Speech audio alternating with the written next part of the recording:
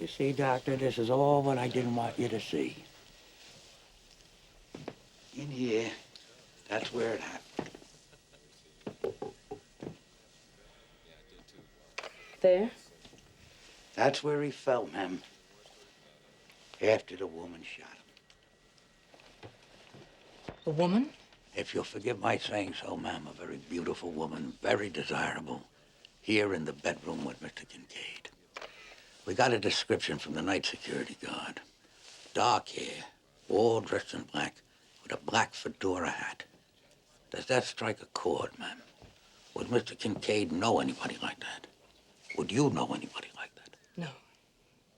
No, I didn't know that David knew anyone like that.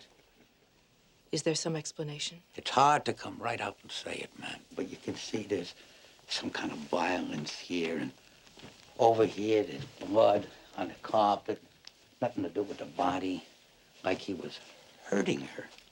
I'm sorry to say, ma'am, like he was making her do something she didn't want to do, and she was armed.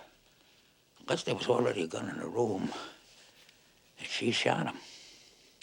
At least that's the way it seems. I can assure you, Lieutenant, there was no gun in this room. You know, I was wondering, ma'am, what kind of room is this? We're psychologists here, Lieutenant. Our patients come to us with sexual problems, sometimes alone, sometimes in couples. Sometimes a room like this can be conducive to solving their sexual problems. And we also use that part for lecture purposes. You mean these people, they go to bed here? That's what the whole room was designed for. And the people there are watching them? No, Lieutenant, I assure you, they're quite alone. But there's people out there. I mean, in the hall. There's people all around. There are doors. Yeah, but the people out there know. I mean, that the couple is in here, and the couple in here. I mean, they know that the people out there know. Lieutenant, we're talking about Everybody therapy. Does that knows. disturb you? Oh, no, ma'am, no. They're just asking questions, ma'am. Just part of the investigation. Those are his things, ma'am. What we call his effects. Yes.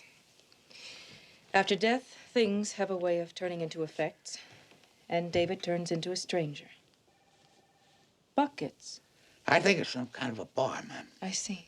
And over here, a cigarette stub. Is that hers?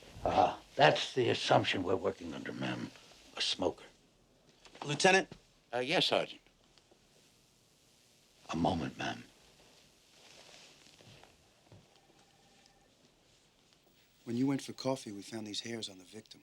Long black hairs, like a woman's. We searched the whole area by the body. Nothing yet. These hairs were on his right shoulder and near his chest. Well, we have it here. Might tell us something. Can I take these things yet? No, Sergeant, not yet, no.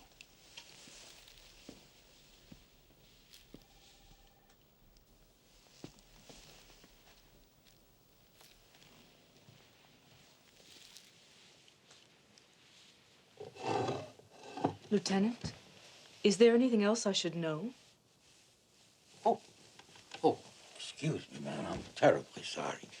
We get so wrapped up in these things. Little details like a woman's cigarette. I'm sorry. I shouldn't have kept you waiting like that. Ma'am, could you take another look at those effects? Certainly.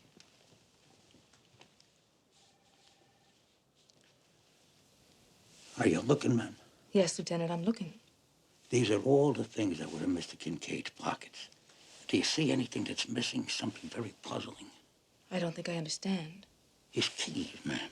There aren't any keys. If there aren't any keys, how did the victim unlock the door to your clinic last night?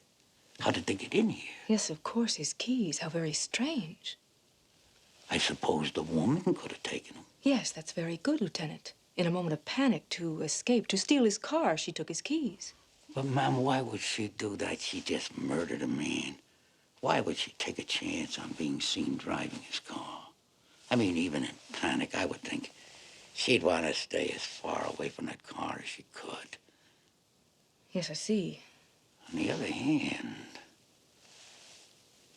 maybe she took the keys not to drive the car, but to get something out of the car which could identify her.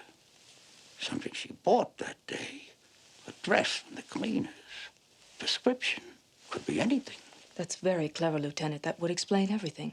But if it didn't, ma'am, then the lady in black, she'd be the one who had the key to your clinic.